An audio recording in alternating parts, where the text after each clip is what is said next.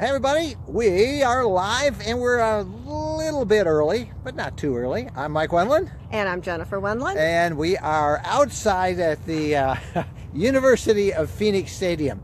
Look, they put the words are all backwards there. I wonder why they did that.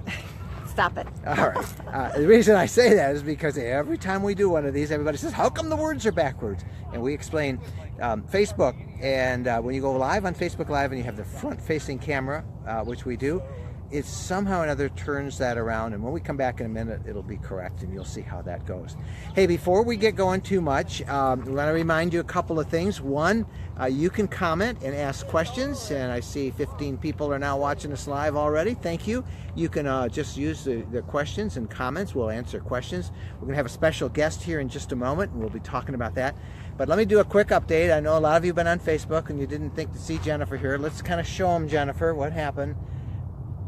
Now, I think we should have a contest here and have everybody come up with the best way Jennifer broke a bone. Too late. I already posted. Oh, you did? What happened. All right. Too late. Sorry. It was on Thursday when we were here, and she was moving a folding chair, and it kind of... Yeah, it got me. It bit me. It bit her. She got bit by that chair. So look out for folding chairs. Yeah, watch out. So that's great. So use comments, and we'll talk about it. Once again, this is we are actually in Glendale, Arizona, and this is where the Super Bee RV show is being held. The correct answer: 156 small RVs are on the stadium floor out there. When we were here yesterday, we had a contest. We did get a winner, Danelia Lockwood. She guessed the correct number of 156, and she won a GoSun solar grill, which we'll send out to her. So we had a lot of guests, all the way up to about 400 and as low as 50, but 156 was how many, and we congratulate her for being the winner of that contest. So again, use the comments, and we're going to go from there. Jennifer will be back in a minute. We'll talk some more, but I want to bring a special guest on right now and have you meet him. And we're going to talk about your bucket list. Joining me right now is Jason. Jason, I got to move you in this. There we go. Jason Kimbrel. He is the RV guy. But before we go on to it, Jason is also the head of La Mesa RV out here in Glendale. And you are the organizer of the only all Class B and small RV show in the country. Hello. That's right, Mike. It's my family's business, and I certainly don't want to take all the credit for it. We've been doing this for 45 years, and we have an amazing group of people that help us put these events together. But it's a really exciting event. I'm not sure anything like this exists anywhere else. This has been such a emerging part of the RV marketplace, and there's so many people interested in this Class B lifestyle that while we do many RV shows here, this event is dedicated exclusively to the B, the van RV lifestyles. Why are Class B and small RVs like that? Why do you think they have become so incredibly popular with so many people? Wow, that's an interesting question, and you can almost speculate endlessly. But I think it's because it's certainly, of course, the lifestyle, but they are just so they're so maneuverable. They're so adaptable. It's about adventure and exploration, and there's more things you can do. There's more places you can go. There's more off the beaten path experiences you can have in a small motorhome, and particularly in these Class Bs. Now, we should just point out real quick, this show goes through tomorrow on Sunday. If you are anywhere in the Southwest, yesterday we had people drive as far as Salt Lake City to visit us here. Please come, free admission, free parking, and of course we've got lots of videos that we have shot. We'll be posting them here and on our YouTube RV Lifestyle channel later on as well. But Jason, I wanted to talk to you about bucket list plans, because over and over I've been hearing everybody who's here, they're talking about, gosh, there's so much to see here in Arizona and in the Southwest. Folks, I did a longer interview with Jason that'll be on our podcast in a few weeks about where to go up here and what to see. But talk about this area as an RV destination for folks. Well, Phoenix is a metropolis, but it's right in the middle of the Sonoran Desert. And here we are at the end of April in one of the most beautiful times to be here. The weather is about as good as it gets. It's sunny and warm and blue skies and mid-80s. It's before it gets too hot here, and there's just so many opportunities really right here in the Phoenix metro area, there's a lot of places you can go. You can go up to the north side of town, Scottsdale, Cave Creek, up in the rocks. There's places to camp. There's lakes up there. And certainly as you move farther to the north out of Phoenix, places like Sedona. Earlier we were talking on the in the podcast about the Verde River Valley, town of Jerome, a mining town, town of Cottonwood, right there in that beautiful river valley.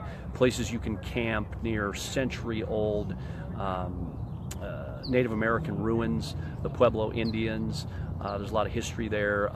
There's one called Montezuma's Castle. There's another one called Tuzagut. And beautiful area, and that's on the way to Sedona. And of course, Sedona up in the Red Rocks is such a beautiful and interesting destination to travel in an RV. And this is not a bad time to come right now. This time in late April, early May, all the way up until really the heat of the summer. And there's such a great elevation in Arizona too. You can get away from the heat if it gets too bad. There really is so many opportunities. We were talking about that earlier. Places that people just aren't aware of in Arizona because they think of Arizona as desert and just sand and cactus. But places like the White Mountains of Arizona, up to the northwest, you can get up into the Four Corners area. I guess that would be the northeast, where you border with Colorado and New Mexico and Utah. And then you've got, of course, the Grand Canyon and much more. I'm moving around here because I got the sun kind of dappling through these beautiful Arizona trees. What kind of tree is that? I don't know. It's like a lemon tree.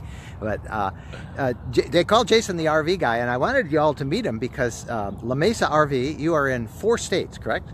We are. My family's been in this business for 45 years. We have dealerships in California, in Arizona, New Mexico, and in Florida. So our business model is across the Sun Belt. And when people travel, do you encourage them, or are you help if they want to stop by one of your stores and just ask, where should we go? What should we see in Arizona or New Mexico or California or Florida? Will your folks help them as well?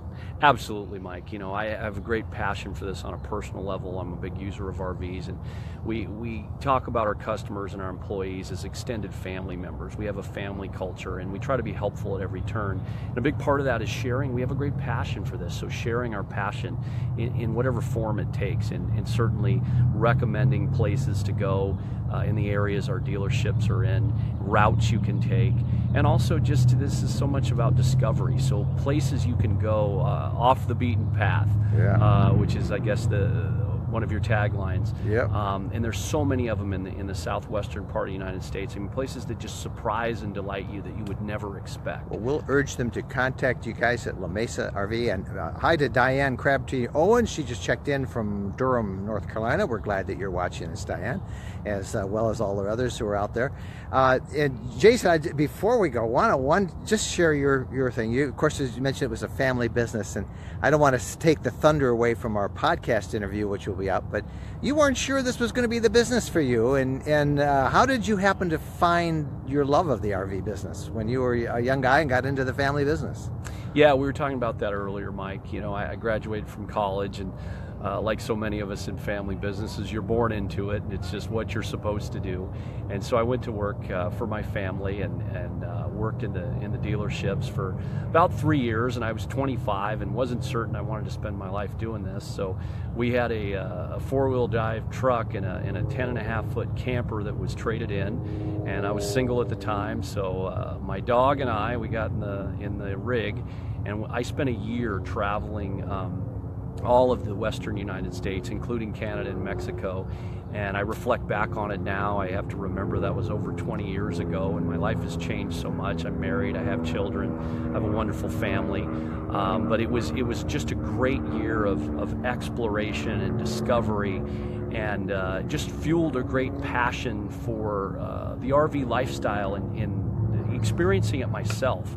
And so that, ironically brought me back to the business to help share that passion and to share that lifestyle with our customers and with our employees. Well, we are certainly enjoying this all Class B and small RV show, and we'll have lots of videos up over the next few weeks. And just thanks for coming out in the sun. I know you got a lot of people in there that want to talk about RVs, great pricing, and but I wanted to share your story with our Facebook Live audience as well. So Jason, thanks for being with us on this part of the podcast, or part of the live shot. Podcast comes later, and we know people will be watching this, and they'll watch this all online. La Mesa RV, and you can reach Jason, or you can stop in any of those stores. And if you're ever in an area, and that's what I love about this dealership, if you're looking for where do I go, what do I want, what should I not miss seeing, they'll tell you. Thanks, Jason. That's great to have you with us. Thank you so much, Mike. Thank you, Jennifer. All right, back to the reverse camera. That was great. Isn't that a great story, Jennifer? How Jason didn't know that he didn't think he'd like the business that much, and he got out in an RV and he's never looked back. He just loves it. That's how you develop a passion for it. You have to get out there and experience it. I mean, he had this great opportunity, but you don't value it until you do it. Get out there and you do it. You know, people always are asking us, and again, you guys can ask questions, we'll answer and be happy to react, but people are always asking us, how do we know, who do we buy from? Well, whenever you are at an RV dealership, the first thing I do, you'll get a salesperson, they'll all show you stuff. Ask them, do you use this yourself? How often are you out there camping? And tell us, do you have one of these yourself? And you want to buy from somebody that knows and understands the lifestyle. So and you could you hear the passion, and as Jason talked about how much he loves this stuff. So that's a pretty neat part of it. So we, again, for those of you who are just tuning in, as this is live, and of course somebody will be watching it, it'll be tape delayed, and understand that we're recording this on Saturday the 29th of April, about noon Eastern time, or about 3 p.m. Eastern time. And we are at the Super B RV show. Jennifer, were you amazed at how many small RVs fit that Class B style? Yeah, there were a lot of them in there. I've never seen so many Class Bs in one spot before. And some of them have slides, some beautiful Class Bs from leisure travel vans. We'll have videos on all of this. We're working up a series on the YouTube channel in which we'll show you things like what is a Class C? What is a Class B, and what is a Class B plus, and we'll actually take you inside and show you some of the videos and get some people to help answer those questions as you're searching. Let's see, Joni Gardner-Hale asked a question, just tuning in, how is Jennifer's hand? See how word spreads? It's much better. I heard it on Thursday, and I was putting ice on it and ignoring it, and the swelling was getting worse, and it was starting to hurt. So I thought, I guess I better say uncle and go to the emergency room, because I don't know where else to go. Well, there's a similar question from Carol Gurich, who says, yes, how is her hand? I was saying we should have a contest. Karen Hodges Blair just types in, oh my, we should have a contest, because it seems like on every adventure that we have, Jennifer sends to end up in the hospital, or me. I was in the hospital. I was going to say, sir, last time we had an adventure, it was you. Yeah, that was a month ago. I thought I got poison ivy on my hand. Poison oak. And so I wasn't paying any attention to it. I had all these things showing up on my arm, and somebody convinced me, some of you people on Facebook, because I actually showed it and said, what insect did this? Went to the ER, and it was shingles. What an embarrassment. But that was me. And then last time we did a big swing through the western states, you weren't feeling good. That was the time we got robbed. It was a great adventure. Then you had food poisoning, and then you got pneumonia and ended up at the most amazing hospital we've ever seen in Red Lodge, Montana. A little 10 bedroom hospital. The only bad part was the food came from the nursing home next door. But outside her window were the mountains, bare, and they even let us bring the dog in. So yep, it was all good. Let's see, Joni Gardner-Hale, do you have any trouble securing medical coverage care when cut out and about? Emergency rooms, we have found, are America's doctors. If it's a serious thing, just go to an ER, and there's always one nearby, and they were great. We were in and out of there in a little over an hour. Maybe because we're older, we have Medicare. Yeah, we have Medicare, and that's great. But many of you are too. When you went there, man, it was thousands of dollars. Yeah, but you paid for it, loyal viewers. Those of you who are taxpayers, you paid for it. Thank you very much. But no, and that's a question we get a lot: is if you're on the road, what happens if you get sick? One of the things we could recommend, and that's why we really recommend something like the Family Motor Coach Association, to be a member of that, because included with your membership with the FMCA, they have this thing called Travel Assist. That means if you end up in a hospital, you can't get your RV home, they will have somebody drive it home for you and take care of it. Carol writes, accidents happen when we get older. Thanks, Carol. And if you go out of the country, I'm sure you all know this by now, do not go out of the country without adequate health insurance. Yep. And then here's somebody else says, I fell out of my road trek this week. No injury.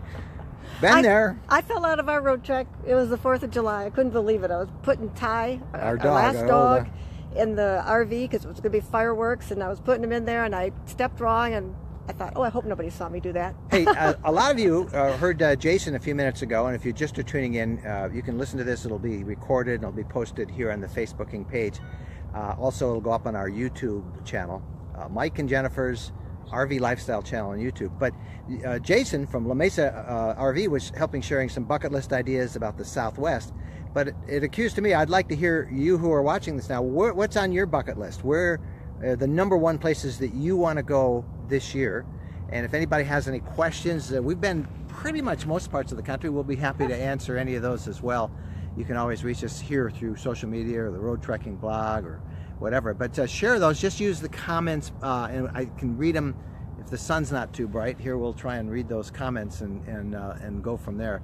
I know the Maritimes are a big area. A lot of people heading to the Maritimes and Prince Edward Island and all that. That's gorgeous out there. The big thing this year is the eclipse, the total eclipse. It is August 20th. Make sure that you are in your RV sometime on that date. There's a narrow band, it's about 60 miles wide, stretches from Oregon, and it comes out just near the Carolinas. And on the 20th, starting about 1 p.m. Local time, you'll be able to see a total eclipse. I thought that was July. No, it's in August 20th. Okay. Karen says, you two are inspiring. No, who is that? I gotta go back. Karen says, Glacier National Park. Hey, we'll be there next month. And who is before that? Kim says, you two are inspiring. Thanks for sharing your adventures from Morton, Illinois. Thank you. We love doing this. This is just a big conversation, you know, and it's so much fun to be with all of you. And I love these Facebook Live things because we can actually hear you and see you. Well, we can't hear you, but we can see your comments. Glacier National Park, we got a big event coming June 20th. We'll be out there staying on the Blackfoot Indian Reservation. And then we'll be touring the park. We're going to do a lot of photo boondocking out there. I know that's a road trekking gathering that we set up, and it's sold out in an hour. But we'll have lots of coverage here. And the thing about those gatherings, if you can't get into one of ours, but look at what we share, because you can go out and do the same thing. You can just go out and go from there. Joni, Mike and Jennifer, thanks for taking us with your help. Hello from Santa Rosa, California. Thank you, Joni. We're glad to have you. Well, we are going to go back inside now and enjoy this. Any other bucket list you want to share? Maritimes, we've got Glacier National Park, we got the eclipse. Let us know. We love to hear where everybody's going. As usual, you can find out where we are by reading the Road Trekking blog. We share everything, including Jennifer's hospital visit this morning. Said, nothing's sacred here. Nothing's private. Everybody has to know that chair bit me. Yeah. Les is going to Big Bend National Park. What a gorgeous place that is in Texas. Les, I don't know when you're going. This is the time now. All of the Texas bluebonnets are in bloom out there. That's an awesome place. The Yellowstone National Park is another big destination. Yep, that's a lot of folks headed there. I want to go to Yellowstone in the winter. Yeah, we've got to work every year. on that. We almost made it this year. Almost made it, but we had Prominent Falls in Michigan that we had to do. We do our annual winter. Those of you who've never camped in the winter, come join us in the Upper Peninsula of Michigan every January. We have one. Last time we've been there, 2.5, 3 feet of snow, just like camping in the summer, except you wear more clothes, right? All right. Hey, listen, thank you. We're going back inside to the Super Bee RV show. Send us any notes. If there's any stories you'd like us to cover, any videos you'd like us to show, let us know, and we will be happy to. Look at that. Somebody's actually calling me on the phone while we're on. We'll hang up. Just send us any of your comments. We'll be happy to do it. But Jennifer, they're all going to want to know again how you're feeling. So I'm feeling great. Any pain? No. This is just an annoyance. How am I gonna do my weights? Oh gosh, that's the first question she asks, is how am I going to do my exercise? My wife, the gym rat. Hey, thanks to all of you. Come out, Give La Mesa and RV a call at whatever state you happen to be in. You'll find a La Mesa, those 4 states, California, Arizona, New Mexico, and Florida. They're all over the country, and they love to talk RVing, so they'll help you out. Thanks to them for all their time, and also to Jason for being our guest on this Facebook Live report. We're going inside. It's hot out here in Arizona. Bye, everybody. Bye-bye.